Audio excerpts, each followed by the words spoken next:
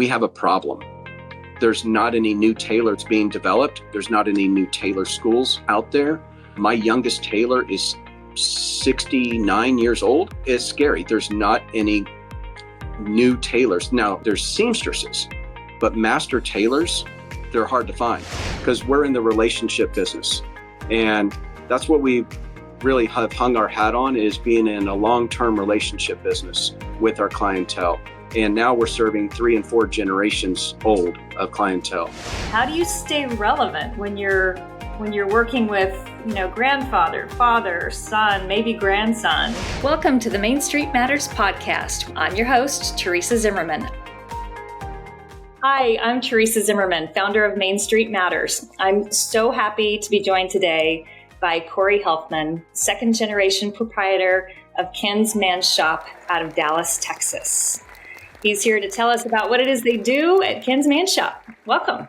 Good morning, Teresa. Thank you so much for having me on Main Street Matters. I'm excited about this. It's really hearing your story. So maybe you can start us off here by giving us a little bit of introduction to Ken's Man Shop and what you do. So, Teresa, my father started Ken's Man Shop in 1964 after working many years over at a place in Casa Linda in Dallas, Texas called Parisian Payton's.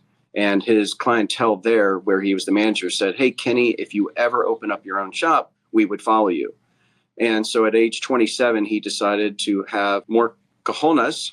And then he said, then brains, and he decided to open up his own shop.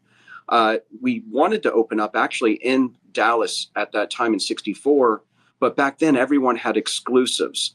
And also back then there was 42 men's stores throughout the city. So they said, Kenny, you can't do that here. You need to move out to a suburb, because he really wanted to bring in European fashion at that time in 1964. He opened up in 1964 in Garland, Texas, in a very traditional blue-collar town. And the funny thing is LBJ Freeway wasn't even going out to there at that time. It was still Forest Lane, one of our major streets, just to give you an idea how long ago this was. And we were open for 4 years, did great business. And he said, we're just going to stay in Garland for a while. So we opened up a freestanding store, which we built in Ridgewood Shopping Center across Kingsley Road. And then we were there for 25 years. So we were out in Garland for 29 years. And then the demographics in the late 80s started turning in Garland. And it just wasn't part of where we needed to be. And we needed to either close shop or move. So a guy named Henry S. Miller, who's famous in Dallas, a realtor, owns massive commercial real estate. Now it's 4 generations old. And another guy named Roger Stahlback, who is also helping, and we used to sell him some clothes. Them two together helped Ken find this place where we are now. And we've been in this location for 30 years. So we've been actually in Dallas longer than when we were in Garland. And this is our 60th year in business. Wow, that's amazing. So a couple questions. So what does it mean to be exclusive? So they used to have exclusives? They used to have exclusives at, we wanted to open up Pierre Cardin, some of the big names back then, Ola Cassini. And they said no, because Neiman Marcus has an exclusive or another store has an exclusive. So he opened up in Garland. No one had it because everyone was very traditional. The stores in Garland were extremely traditional. Well, so then the other thing you said, too, is in Garland, your father wanted to bring European fashion and you took it to a blue collar area. And it worked. So that's not something I naturally feel goes together. But yeah, clearly it works. It was. And we still have today gentlemen coming in saying, I remember in 1967 or 1969 that I got my prom suit or I got my wedding suit there. And they were talking about it being powder blue or pastel colors, or these big wide lapels in the 70s, which is funny because that's what's coming back right now. So coming back. Yeah, yes. we have a history of archives that we go to and use all the time and show people how this keeps on going. The pendulum swings back and forth.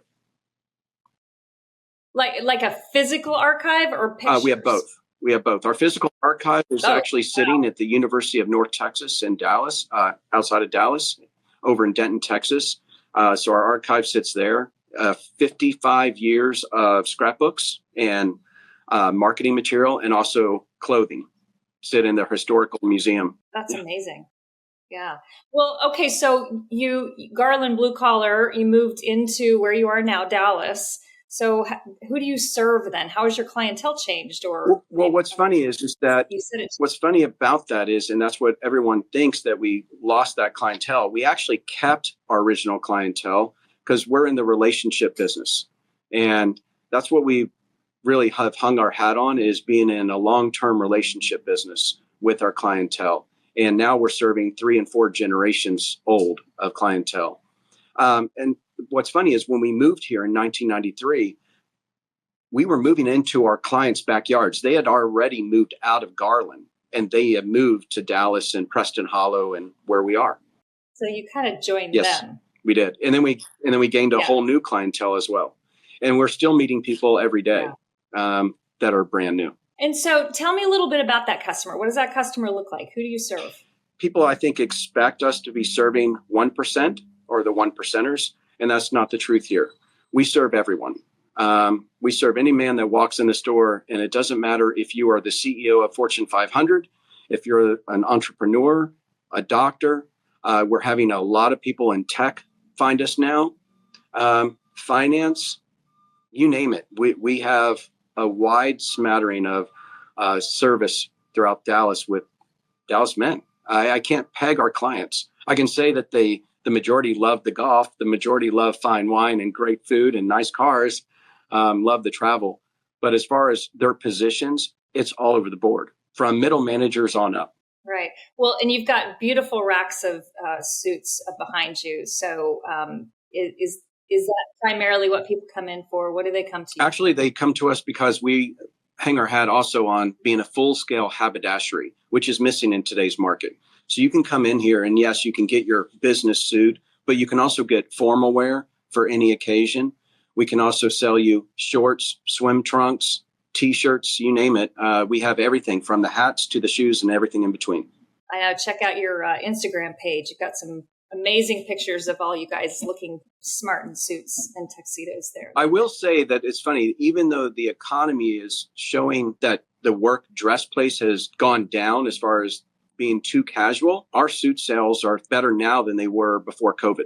Oh, that's amazing. Let's talk about the day-to-day. So maybe describe a day or a week to us. What does your day-to-day look like?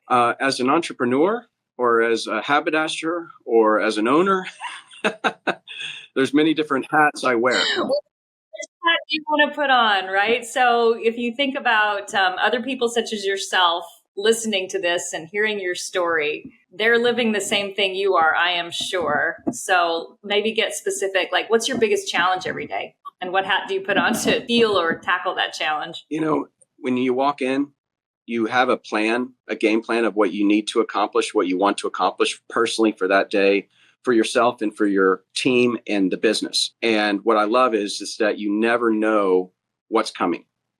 You don't know who's going to walk in.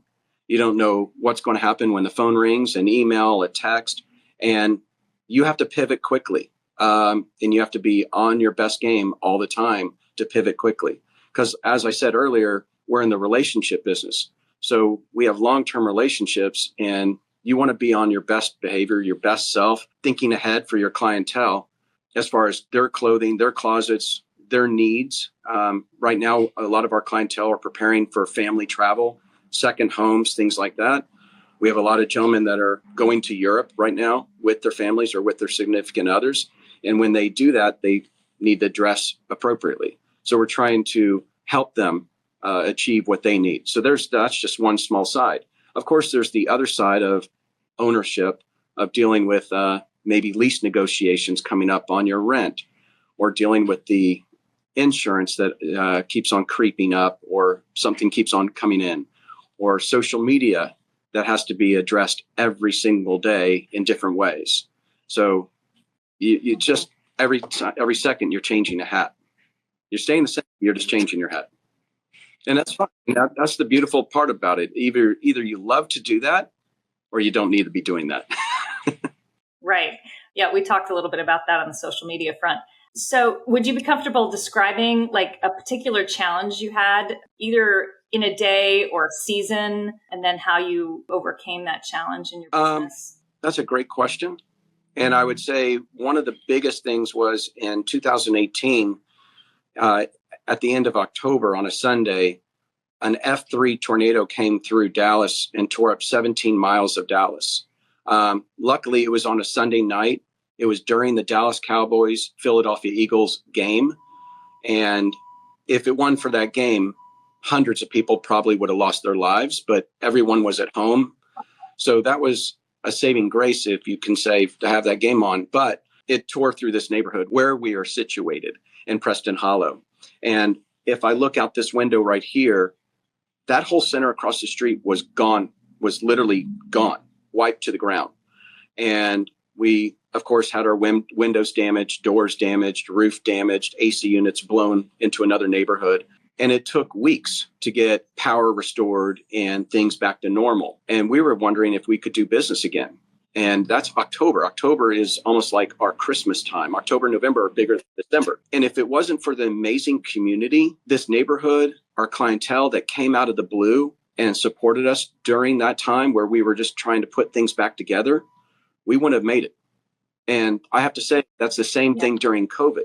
When you're 60% down, 70% down, 80% down on a month, and you're wondering, how are you going to feed your people? How are you going to keep the doors open? But your clientele helped find a way. Yeah, well, that's a crazy story. And I'm sure you were right there in the thick of it, helping your neighbors too. We were during that tornado time and also during the COVID time. So instead of them coming to us, we went to them. Just like restaurants, decided to not stay open, but they just put their stuff outside. That's how we acted like as well. We were just going to their homes. All right. Well, let's mix it up and be happier. So tell me about a joy in your business. What do you love? I absolutely love, well, number one, I love the relationships. I love the growth of them, and to watch people either get married, have kids, their kids grow, and then their kids are graduating college now. I've been in this business 32 years. So I get to see a generation go through. I love my team. They're my family. I'm get to be with them every single day. And yes, we have some challenges, and yes, we don't see eye to eye every day, but we're family at the end of the day, and we're friends.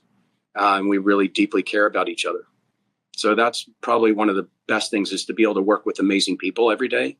And then on the other side is people like yourself and people in our industry that become lifelong friends through years and years or decades of just working together in a partnership and agreement.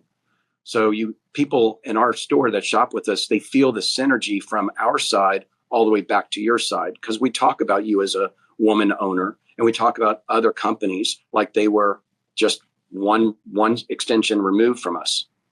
That's the part I love as well. But so talking about that multi-generational clientele and an extended, staff, how do you stay relevant when you're working with, grandfather, father, son, maybe grandson? The styles change, colors change. How do you stay relevant for that wide expanse of clientele that you We do. have? So one of the things that we offer in our stores, we just don't exclusively go after the super high end. We have shirts in the store from $125 up to $350. So we have a suit in the store at $10.95, and then we have $27.95. So we have a wide variety for different ages and economical situations, which help. And we also make sure that we have besides slim, contemporary, and classic fits, we also have the same thing with the style of things. Some things are going to be a little bit trimmer for that guy who wants that look, but some guys are just more classic. So we have a nice offering. Mm-hmm. Do you, when you go to the trade shows, when you walk trade shows, do you look for that younger generation, knowing that they're going to be your future clientele, or how do you deal with that? No, I don't actually pinpoint a generation or pinpoint a person. I know what to buy for the store. It's almost instinctive after all these years. And then everything needs to flow back and forth together. It's funny, the buying is probably the most stressful point of the seasons of each year, just because putting that all together over the 2 to 3 weeks that we're all traveling together. Yeah, and a lot of people would think, a lot of people not in the business would think that that's the most fun. Oh, you get to go out on buying sprees. Well, it is fun, but it's challenging. That's probably one of the most challenging things, because if you have a really bad buy, you're not going to have a great season. So you need to focus in on your strengths. And what we try to do here, because you asked about fashion, we don't buy a lot of high fashion or a large percentage of it. It's anywhere from 5% to 12%, no more than that, because that's not what our store is. We're not a high fashion store. Our guys are not on the runway. Our guys are running the city council. Well, and then how do you bring your team involved in that? So you talked about your team and they're your family. How do they get on the same page as you with what Ken's Man Shop is? Well, luckily I have a wide variety of haberdashers here at the shop. John has been the longest tenure as far as being in the men's industry. He has over 50 years experience. Mark has over 40 years of experience. Carolina's been with me almost 20 years. Kramer's now been with me, I think 4. He's 25. And I've been at it 32. And then we have tailors that have been with us just as long.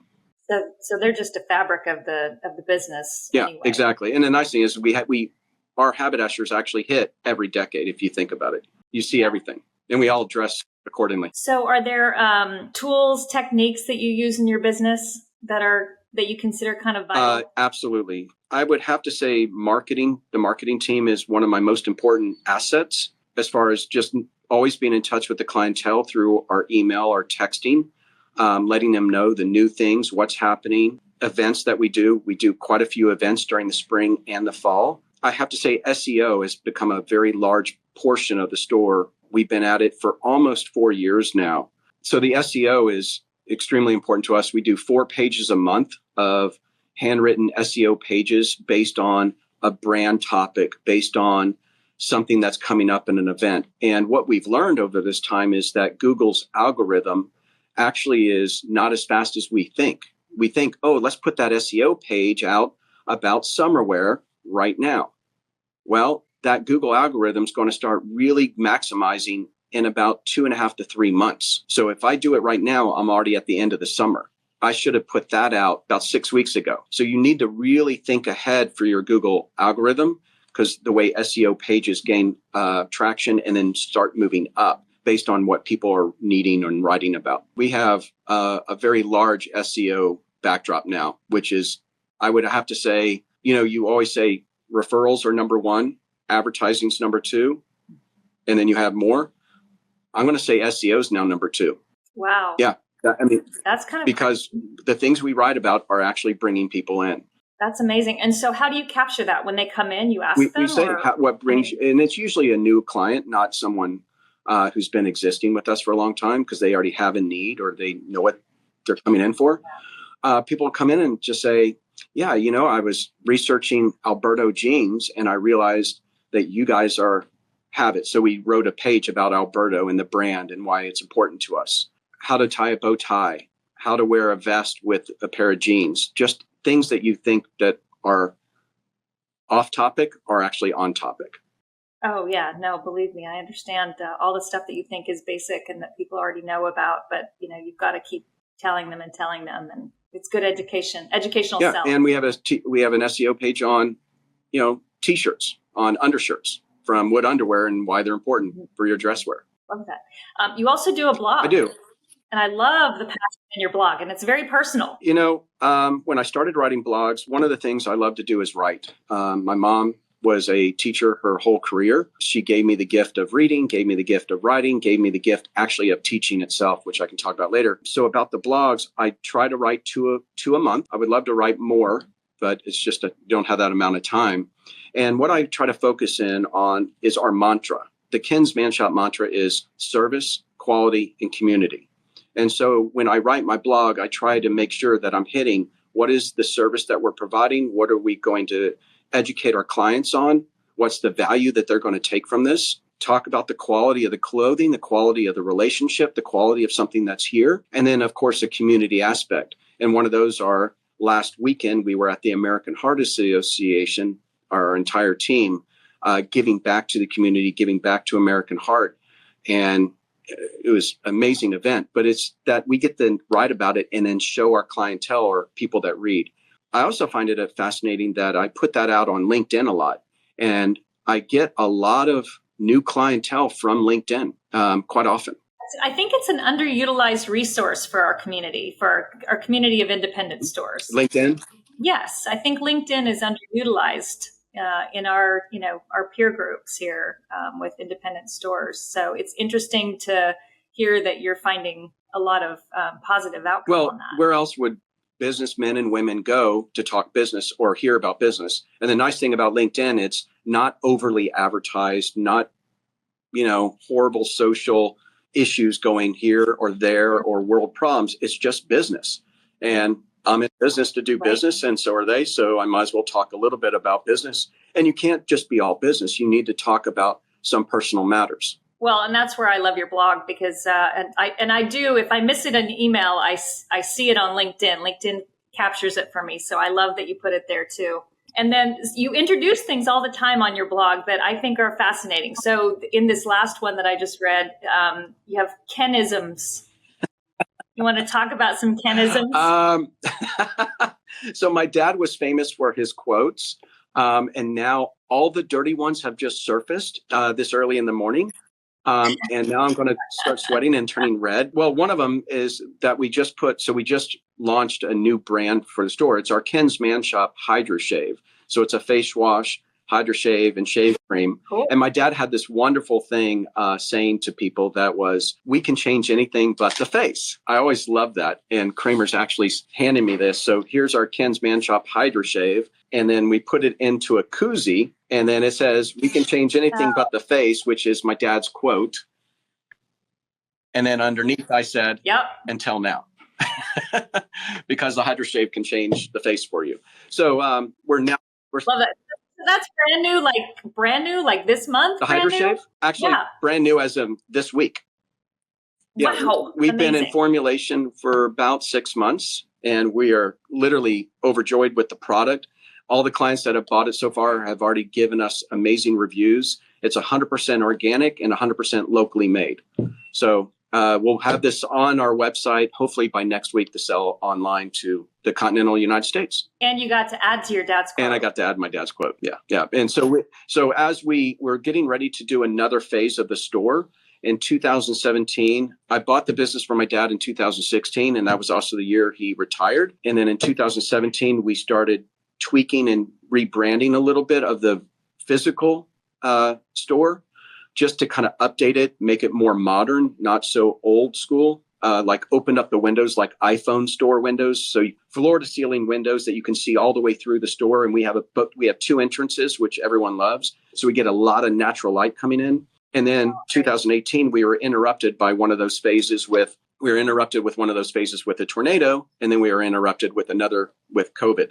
So now this year, we're getting ready to start a new phase of the store, which we're excited. And we're going to be putting some of these Kenisms into the store. Oh, nice. The dirty ones as well? Probably not. But we'll leave those with the dressing room. You can just put the little ampersands and the at signs, right, in place. Love that. And so, continuing on with your dad's legacy a little bit, I see on your website you have Kennigans. Yeah. So instead of mannequins in the window, we love to call them Kennigans. My dad was a dapper dresser from day one. So we always said, would Ken like this? Would Ken wear this? And we always say, absolutely. And if you notice in our store, here's another Kenism coming up. If you notice in our store, one of the mannequins or Kennigans would always have the color purple running through it. So my dad's favorite color was purple, and he never called it purple, though. He always called it Jewish Navy. Oh, gosh. So we have people that literally come in and say, hey, can you show me some Jewish Navy? That is hysterical. That is so funny. Your dad must have been a pretty big personality. He was a small-statured man with an amazing humor and personality. He always remembered people's names, and he always remembered a joke. So is he the one that really kind of started that community thing and made you fall in love with, the relationship-based business? Would you attribute that to him, or how did that come about? That's a great question. He was involved in the community early on. And then when I joined him, I think our community outreach was put on steroids. Well, yeah, you guys are crazy involved in so many so things. we were just involved with, let's say, Scottish Rite Hospital. We were involved with the Dallas Cowboys. We were involved a lot of Garland activities. But when we came here and I was full-time joining them here, that's where we changed our mindset. And so besides those activities with the same players, we would get involved with the American Heart Association, the Halliburton Association, the Dallas City Council, all the churches, schools, private schools around us. It's and public schools, you name it, we're involved. Yeah. And so how do you decide what you get involved with? Because that's a lot of time. It's a lot of time. It's investment in time and treasure. So how are you deciding what fits and what doesn't? That's also a great question. Some of those are just based on us giving certificates and to get donations. So people are able to raise their silent auctions. So that's kind of a simple thing. Realized long ago that I can only do so much and I can only say yes so many times before I've said yes so many times that I'm failing. So now I choose to say yes to things that I'm not only passionate about, but things that I can give my time to wisely. And luckily, I have a team that also is able to give as well. Growing up, did you know you would always join this business? I have to say I had an inclination that I would, because I worked in the store as a young boy, vacuuming carpets, cleaning out the ashtrays, which was disgusting, cleaning the mirrors and listening to the stories, running errands for the store. One of my favorite things, I'll tell you a little story, that my dad would send me across the street when I was about 9 years old. And this was Kingsley Road, and there wasn't a stoplight. So I would literally run across a busy street to go to the pharmacy. And I'd go to RX Rick, who was the pharmacist. And I would get, my dad would say, go get me a pack of cigarettes and go get me, RX Rick has something for me. And it was always in a paper bag. And I thought it was just the coolest thing that I'd go up and I'd have some money and I'd hand it over and I'd get the cigarettes, which everyone back then was smoking. And my dad actually smoked in the store, if you could believe that or not. And then it would also have a paper bag. Didn't know what was in it. I found out years later that what was in the paper bag was a Playboy magazine. You never once opened that paper bag? He told me never open the bag. So I was listening. Wow. Oh, what a good And now I think to myself, I would never, when my kids are that age, I would never send them to the store to say, hey, go get me a pack of cigarettes and some pornographic magazine. Well, you also wouldn't send them across a busy road either, probably, right? Yeah. But, we all lived through those things. So, maybe it gave us extra fortitude or something. I don't know. Well, and the funny thing is our tailor was never part of the store in Garland. Our tailor was actually across the street. So we would actually have to run across the street all the time, back and forth with alterations. And you love to do that so much you decided to join the business. I think what I did is I started working at age 15, and everything I've worked towards has kind of led me towards this. I've always been in the restaurant or bar business. I've always been in a service business. So I've always loved to serve. And this is what we do here. We just serve. So yes, it was just meant to be. Yeah. And then one quick thing is my mom's side, my great grandfather had the first general stores in the panhandle of Texas. So, wow. We have merchant blood in us on both sides. So I know you've got to open your store soon, but is there anything that you want to talk about that we haven't talked about? And then I've got a couple of bonus questions. I think that if my dad were here today, my dad passed away, by the way. So I lost my dad this year on January 13th. And I think to myself daily, would he enjoy the business now? And I don't think he would. I don't think he would enjoy what's going on in the business with the way brands sell directly to consumers, the way that they are in competition with us and not partnership with us anymore. That would disturb him deeply. The loyalty that we used to have with brands is becoming less and less. The playbooks have changed. It's like someone threw out the rule book of how to have etiquette, and that handshake deal that we used to have, look someone in the eye and say, I promise you, I trust you, I believe in you, this will work. Now you have to kind of question it. Is it going to work? So I think that's a problem that we're dealing with on today, business owners, small merchants like myself. And hence why I think you're seeing a larger majority of us looking at private label as an answer. So we can move away from the big brands awareness and what they're doing. I think that's one of our big challenges. Yeah. How are you finding doing that? I mean, private label, that's got to be, a different set of challenges. It is. I mean, I'm not a designer by trade. I just know what sells and what works within our shop to our clientele. Luckily, I've been partnering over the years with a variety of brands who are offering me private label services, which I'm taking advantage of, and a variety of price ranges with that. And that comes from anywhere from Portugal, Turkey, Italy, Canada. I mean, bouncing all over the world to find that. So when you look through the store, it's not the largest percent is Ken's Man Shop, but each classification now has a private label business behind it, which is also helping offset margins as well.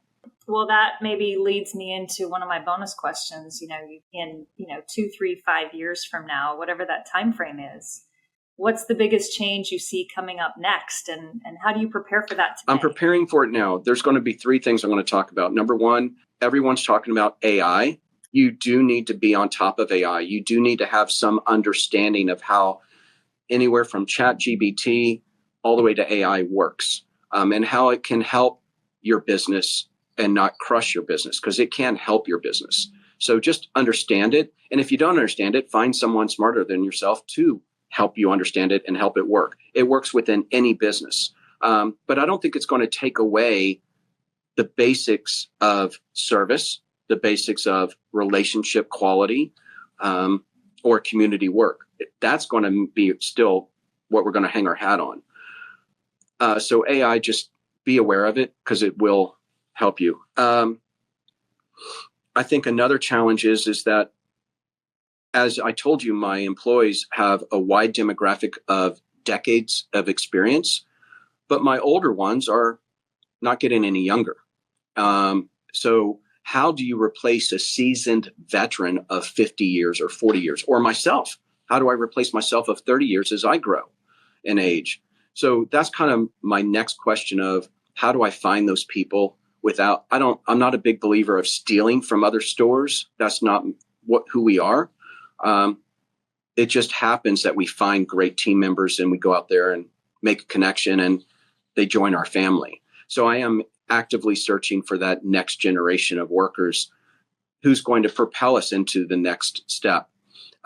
Speaking along those lines, a situation that I think 100% of all retailers need to be talking about, and we need to talk about this at every level, from dry cleaners to big department stores, small merchants like myself. Anyone who uses a tailor, we have a problem. There's not any new tailors being developed. There's not any new tailor schools out there.